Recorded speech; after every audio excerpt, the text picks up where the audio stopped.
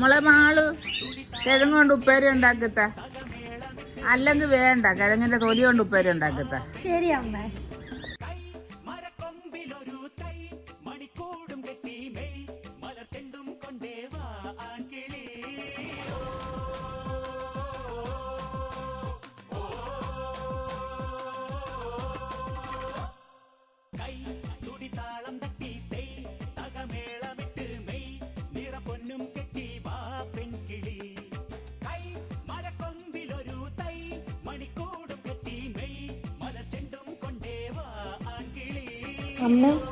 അമ്മേ കിഴങ്ങിന്റെ തൊലി കൊണ്ടുണ്ടാക്കിയ ഉപ്പേരി.